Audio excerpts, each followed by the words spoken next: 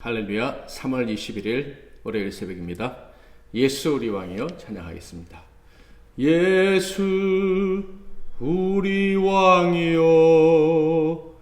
이곳에 오셔서 보좌로 주여 임하사 찬양을 받아 주소서.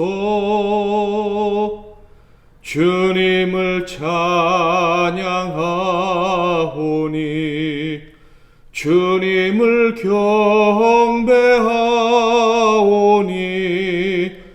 왕이신 예수여 오셔서 좌정하사 다스리소서.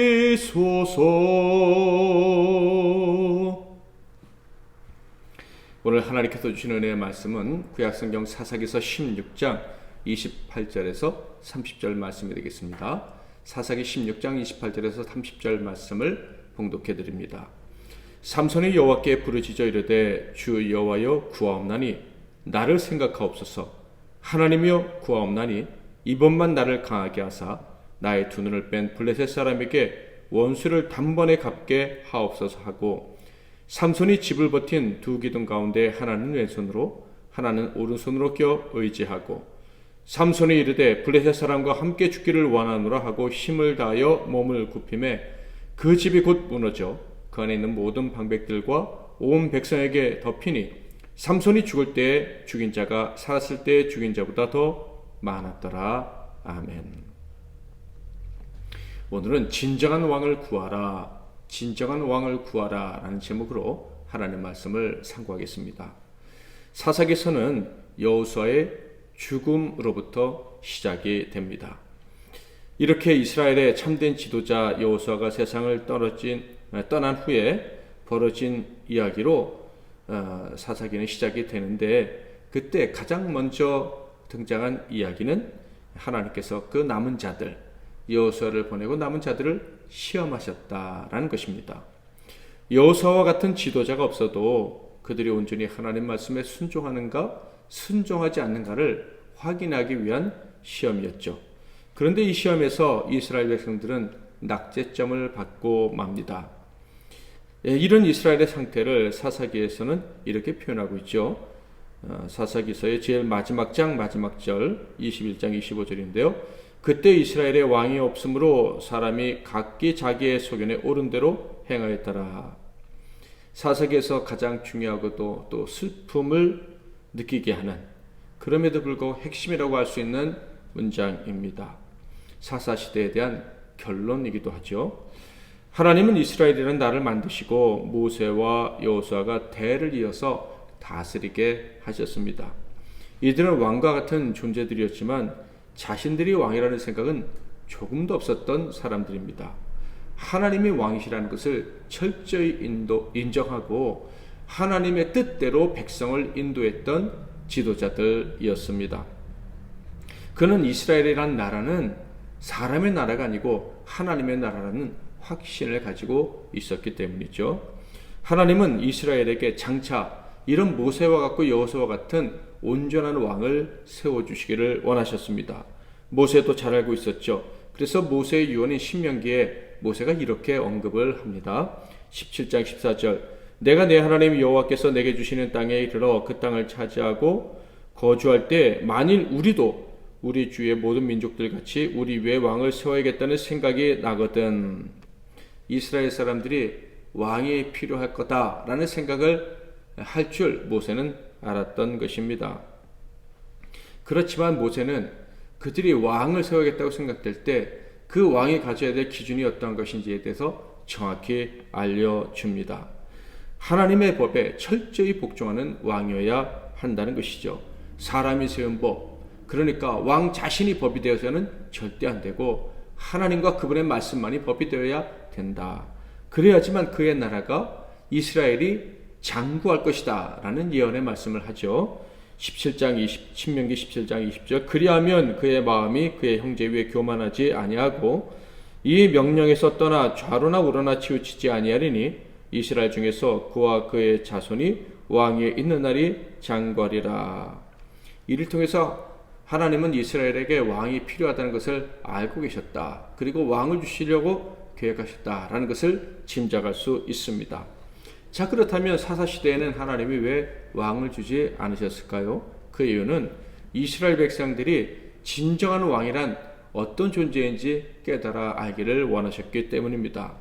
그들의 마음이 하나님의 말씀에 순종함으로 온전하여지고, 그리고 하나님이 내리신 시험을 잘 통과하고 깨끗한 마음이 되어서 그들의 영혼이 밝아진 다음에 인간 왕이 아닌 하나님이 왕이 되시고, 그 하나님의 뜻대로 이스라엘 백성을 다스리는 그런 왕을 구하기를 원하셨다 하는 거예요. 이는 궁극적으로 참 왕이신 예수 그리스도를 구하는 그런 하나님의 백성들이 되기를 원하시는 그 하나님의 마음을 드러낸 것이다 라고 할 수도 있겠습니다. 그런데 이스라엘은 이러한 하나님의 뜻을 헤아리지 못했죠. 그들의 중심이 바르지 못했기 때문입니다. 그들은 시험을 통과하지 못했습니다. 오직 하나님을 왕으로 알고 하나님만 섬기면 되는, 그러면 하나님이 무한한 복락을 주시는 그 단순하고도 분명한 법칙을 그들은 몸에 새기지 못했습니다. 마음에서부터 빼버렸습니다. 잊은 게 아니라 거절한 것이죠. 그래서 그들은 세상과 손잡고요, 나중에는 세상과 똑같은 왕을 구하는 죄악을 범하기까지 합니다. 그래서 사울이라는 온전치 못한 왕이 등장하게 된 것이죠. 자, 그럼에도 불구하고 하나님의 사랑은 이스라엘 위에 여전히 머물러 계셨죠. 그래서 여호수아도 없고 왕이신 하나님도 인정하지 않으므로 고난을 당하는 그들을 여전히 도와주셨습니다. 그들이 그들의 죄악으로 말미암아 옆구리를 찌르는 그 이방 족속들로 인해서 고통을 당할 때 사사들을 보내서 그들을 구원해 주시기를 반복하셨던 것입니다. 이스라엘 백성들은 복을 받아 누리기 위해서 가나안에 들어왔죠. 그러나 그들은 불신앙의 행태를 보였습니다. 그 결과 타민족에게 고통을 당하는 그런 약자로 갑자기 전락을 하고 만 거예요. 그렇지만 하나님께서는요, 그들이 하나님을 기억하고 부르짖으면 언제나 도와주셨습니다. 사사들을 보내셔서 일시적인 지도자이지만 그들을 통해서 이스라엘을 구원해 주시기를 반복하셨던 것입니다. 그 첫 번째 사사가 온니엘인데요.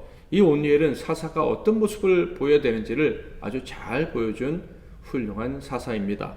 3장 9절, 이스라엘 자손이 여호와께 부르짖음에 여호와께서 이스라엘 자손을 위하여 한 구원자를 세워 그들을 구원하게 하시니 그는 곧 갈렙의 아우 그나스의 아들 온니엘이라. 온니엘은 이스라엘의 부르짖음으로 말미암아 한순간에 하나님께로부터 이스라엘의 사사가 될 것을 명받고 사사의 직분을 감당하게 됩니다. 그는 이 직을 받은 다음에 온전히 그 직을 수행했는데요, 다음같이 수행합니다. 사사기 3장 10절 11절, 여호와 영이 그에게 임하셨으므로 그가 이스라엘의 사사가 되어 나가서 싸울 때 여호와께서 메소보다미아 왕 구산 리사다임을 그의 손에 넘겨주시매 온니엘의 손이 구산 리사다임을 이기니라. 그 땅이 평온한 지 40년에 그나스의 아들 온니엘이 죽었더라. 그는 믿음과 용기로 그리고 묵묵히 이스라엘을 이끌고 전쟁에서 승리를 거둡니다. 그는 적들을 물리쳤을 뿐만 아니라 그 승리로 말미암아 이스라엘에 40년간 평안의 때를 안겨주게 되었죠. 뒤를 이은 에훗과 드보라 역시도 마찬가지입니다. 사사로 세워졌고 그들의 통치로 말미암아 이스라엘은 평안을 누리게 됩니다. 그런데 그 유명한 기드온 사사 때부터는 이야기가 좀 달라지게 됩니다. 기드온의 300용사로 아주 유명한 사사죠. 그렇지만 사사들로 인해서 이스라엘의 평안을 누리던 패턴은 그 기드온 이후부터 깨어지게 됩니다. 기드온이 죽은 후부터 이스라엘에겐 더 이상 평안한 때가 주어지지 않았던 것이죠. 기드온 이후에 세워진 사사들은 돌라, 야일, 입산, 압돈입니다. 그런데 그들이 사사로 이스라엘을 다스렸지만 그들이 이스라엘을 통치했던 때나 그들의 통치가 끝난 이후에도 이스라엘에게는 평안이 주어지지가 않았습니다. 그 사사들 중에 압돈에 대한 이야기만 잠깐 살펴보면 사사기 12장 13절에서 15절, 그 뒤를 이어 비라돈 사람 힐렐의 아들 압돈이 이스라엘의 사사가 되었더라. 그에게 아들 40명과 손자 30명이 있어 어린 나귀 70마리를 탔더라. 압돈이 이스라엘의 사사가 된 지 8년이라. 비라돈 사람 힐렐의 아들 압돈이 죽음에 에브라임 땅 아말렉 사람의 산지 비라돈에 장사되었더라. 그가 사사로 이스라엘을 다스렸다는 말은 있지만 그의 시대에 평강이 있었다라는 말은 없다는 것을 분명히 확인할 수가 있습니다. 그리고 이제 마지막 사사 삼손이 등장하게 되죠. 마지막 사사를 사무엘로 볼 수도 있고 삼손으로 보기도 하는데 이 사사기에는 삼손이 마지막으로 등장하죠. 그런데 이 마지막 사사 삼손의 시대에는요 정말 심각했다는 것을 알 수가 있습니다. 사사기 13장 1절 2절 이스라엘 자손이 다시 여호와의 목전에 악을 행하였으므로 여호와께서 그들을 40년 동안 블레셋 사람의 손에 넘겨주시니라. 소라 땅에 단지파의 가족 중에 마누아라 이름하는 자가 있더라. 그의 아내가 임신하지 못함으로 출산하지 못하더니 이 마누아가 결국 기도해서 하나님의 은혜로 삼손을 낳게 되었다라는 얘기가 13장 서두에 나오게 됩니다. 자, 그런데 1절에 보면 삼손이 등장했던 그때가 얼마나 심각했는지를 알 수가 있어요. 일단 이스라엘이 블레셋의 침공을 받아 40년 동안이나 압제를 받고 고통을 당하고 있었어요. 그런데 그 40년 동안 하나님께 부르짖는 자가 없었다라는 것을 알 수가 있습니다. 그래서 삼손의 등장은 다른 선지자들처럼 하나님께 부르짖음으로 다른 사사들처럼 하나님께 부르짖음으로 사사를 보내신 것이 아니라 삼손은 하나님께 부르짖지도 않았는데 하나님이 불쌍해서 보내신 사사였다라는 것입니다. 하나님은 삼손을 구별된 사람, 즉 나실인으로 자라고 살게 하셨습니다. 사사로 사용하시려고 그렇게 준비시키셨던 것이죠.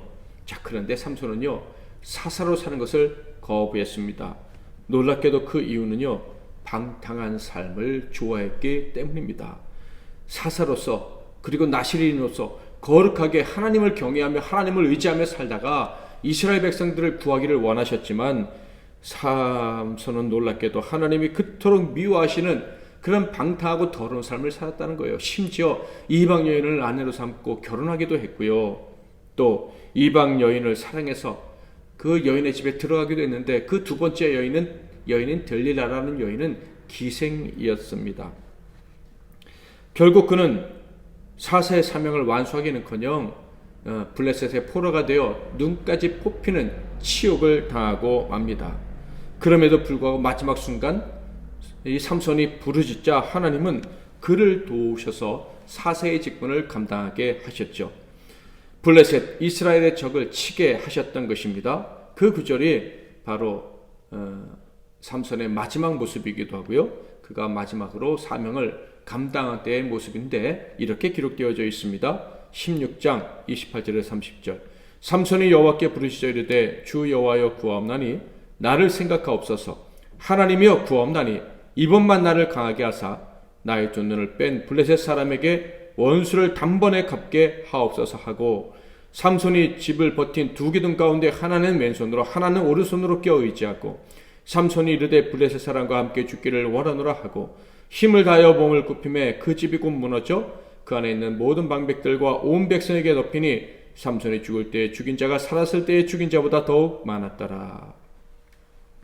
그는 이렇게 마지막 순간 회개하고 하나님의 은혜를 입어 사명을 감당하게 됩니다. 사명을 감당하고 죽습니다.